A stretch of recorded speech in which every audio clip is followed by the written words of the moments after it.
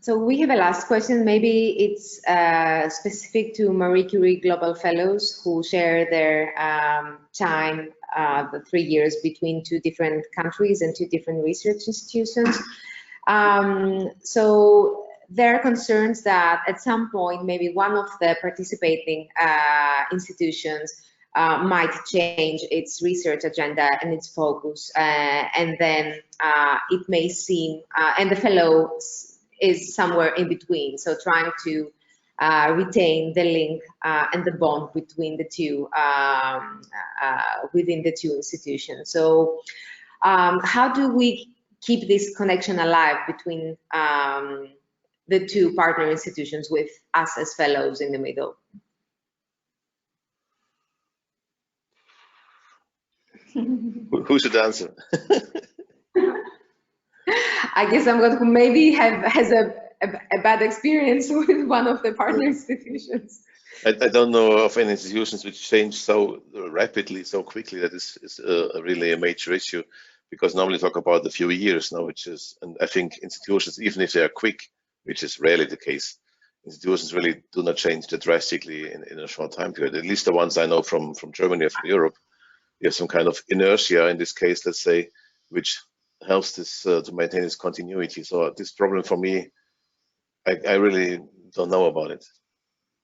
And yeah, if I may add, as Dr. Setela said before, you know, everything is really about the personal experience or the personal connection that you have with your supervisor or with the person that you have been working with inside of each of the institutions. And you know, you don't have to carry the weight of the institution or the problems that the institution has on your shoulders. So that's not your task. That's not, you know, something that you have to solve or you have to do. It will have to be solved within the institution. But as long as you maintain that working relationship with the person that you started working with, or the person that you're connected to within the institution, I think that's the very important thing, because then they can help you, because they're a lot more connected to the institution than you are as a fellow, because you're there maybe only for a shorter period of time. So then, you know, whatever happens to the institution, then hopefully, you know, that person can either help you out within the same institution or maybe recommend you to go somewhere else, or to do research with or in collaboration with another institution, which might then be similar to what you've been doing so far. Do you have a concrete example? I mean, I just can hardly imagine the situation, but maybe you have an example of your fellow, an experience which they made, just to help us imagining this situation. Is it a question? Yeah, so do you have any specific example or experience to share to help them understand the situation? Well, there was a story of a fellow that his institution got prevented to be active for a year, precisely the year that he was moving into the institution. This is kind of dramatic, and but of course everyone finds a way of doing something else, and they have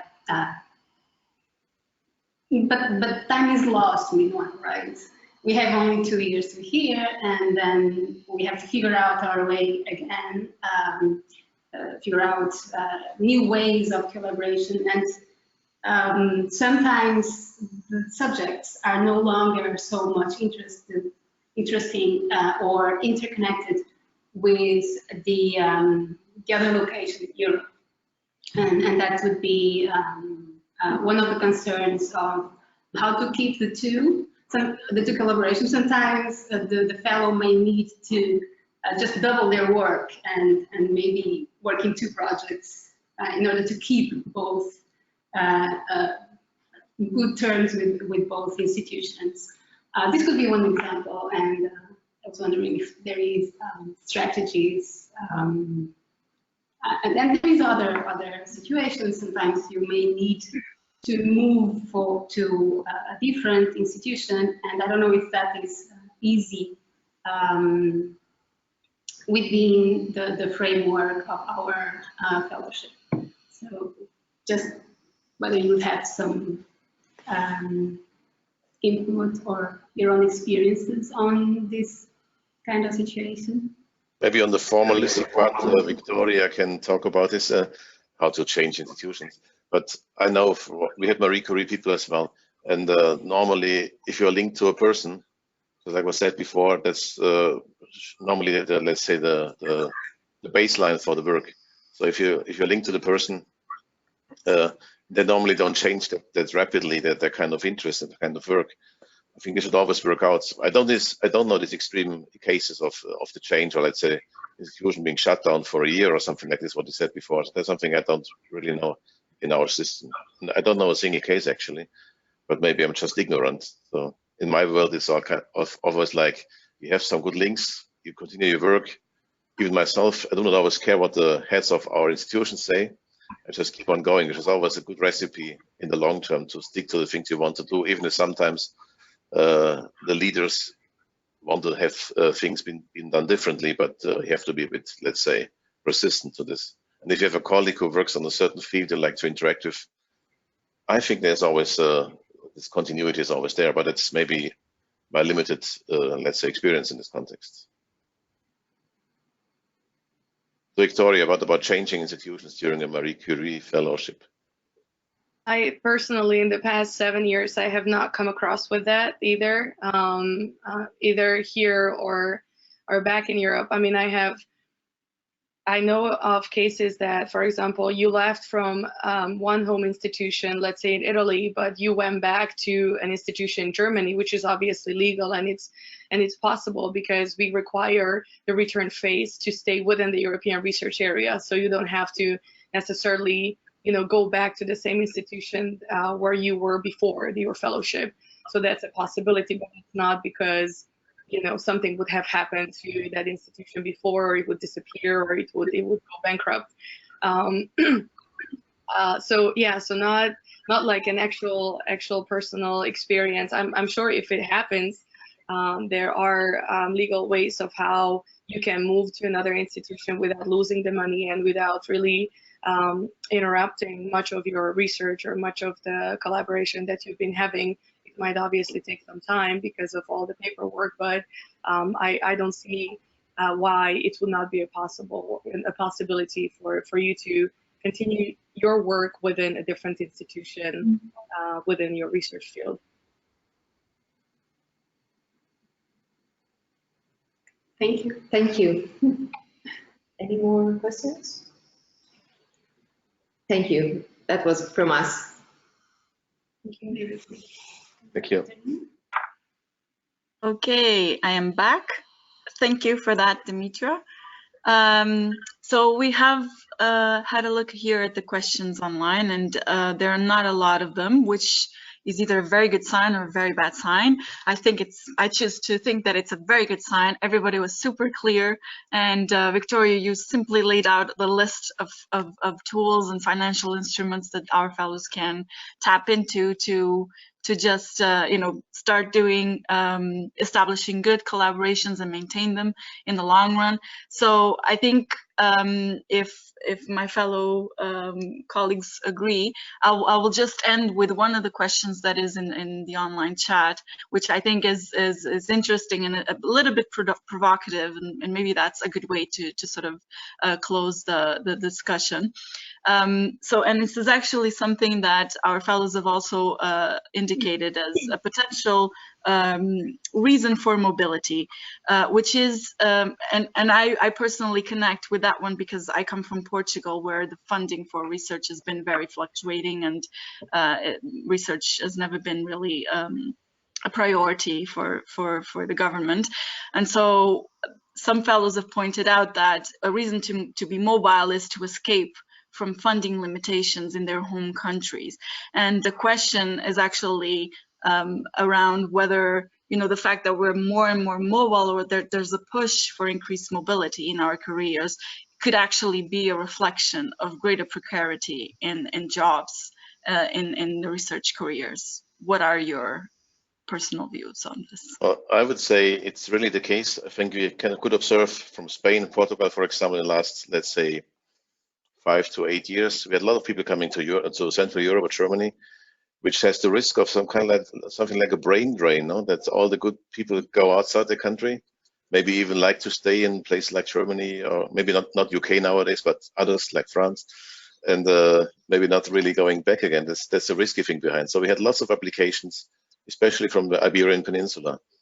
So it surely reflects all the situations, let's say, in place where there is no real funding opportunity. So we try to go elsewhere. But I also noticed in the meantime, many people actually went back again.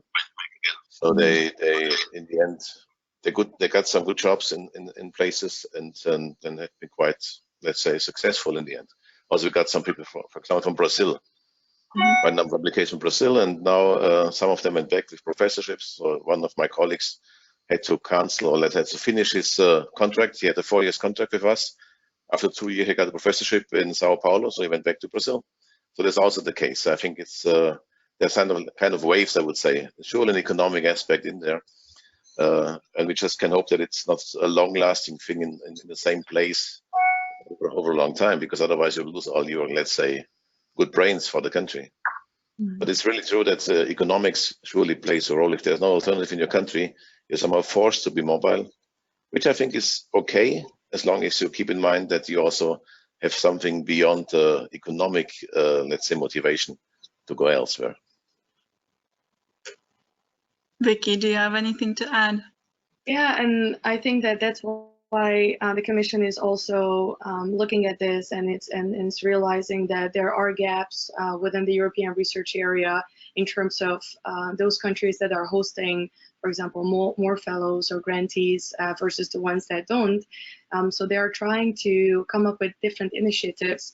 And the one that I would like to mention is actually within the Marie Curie actions, and it's something called an addition called widening fellowships, which has started in 2018, and now it will be on the Horizon 2020 until the end of the program. So we'll see what's going to happen later. But really, the essence of the widening fellowships is to add additional budget into those proposals that would like to go to those countries within the European research area that are not receiving enough Marie Curie fellows. So it doesn't have to do anything with the economy or with the GDP. It's really about the number, the comparison in between the number of fellows that actually go to those countries and apply. But by default, those are going to be mainly the Eastern European countries, but also, for example, on the list is Portugal, Luxembourg, Cyprus. So some of the other countries that people might not even think about at the beginning, but it's a list of about 16 widening countries where more budget is flowing into to really boost that additional mobility towards these countries. And I know that within the ERC grants as well, there are a lot of initiatives when ERC people actually go to Central Eastern Europe and they talk to the institutions, they talk to the grantees, and they really try to spread the information and disseminate as much as possible in order for them to feel more comfortable in either receiving a grantee or for the grantees to apply for a grant and stay within their home country. Mm-hmm. Thank you very much. Last question. Is there a moment where we can stop moving? You find that there's a time when, you know, that we can really stop being mobile and just, you know, find a job, and or is this something that should continue throughout our careers? It's personal, I guess. It's beyond my imagination, at least given the things I'm doing. It's based on interacting with people in many different countries and many different cultures. So I think for me, I can't imagine this as something we should go for. And I would never go for it myself, at least not in the coming decade. Maybe later when you retire, it might be different. Oh, maybe not. Let's see. I think we will always be mobile. We have to be mobile because we have to keep the whole thing going. Now the whole planet is about mobility in the end. It's about exchange of views. It's about, let's say, integration. It's about solving conflicts, all these kind of things. It always needs openness combined with mobility. Great ending. Thank you so much to the both of you for your contribution. Oh, sorry, Vicky. Go ahead. Yeah, no, I agree. You know, it's like I haven't stopped moving since I did my first exchange and I was a high school student. So, and I'm not a scientist, but I still keep moving. But if I may, I would like to add one more last thing from my position as a regional rep here in North America. We really created this platform for the European scientific diasporas in North America, which basically keeps the Europeans connected not only among themselves here within the region, but also keep them connected to Europe, be it European funding or be it the European research area in general, or what is actually happening within Europe in terms of the news and events. So I just wanted to say that we do have that platform, and if you don't have your own diaspora yet, because there are countries that do not have their own associations, so even if you're an individual, you can always be part of the Euraccess platform, you can always be part of the bigger picture, and we do different activities with these European scientists, because they really, although they are here, and maybe some of them don't want to go back to Europe anymore because of one reason or another, they always want to be connected to Europe. And something that I like to hear, and I always hear when I talk to the scientists, they say that we want to give back. So through our platform and through these European diaspora associations, scientific associations, I think this can be made possible, and we try to help with our services and with our support as much as possible.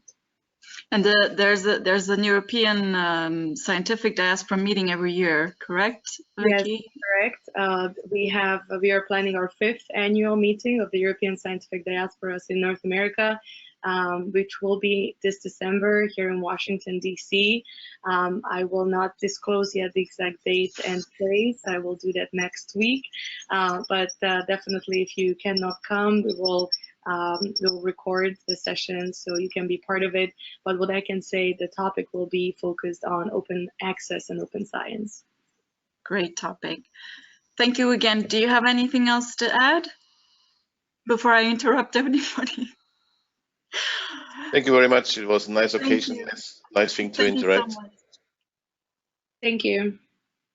Thank you so much. And yeah, we'll be in touch. It was great contributions. I really appreciate the time that you took to talk to us and to our fellows.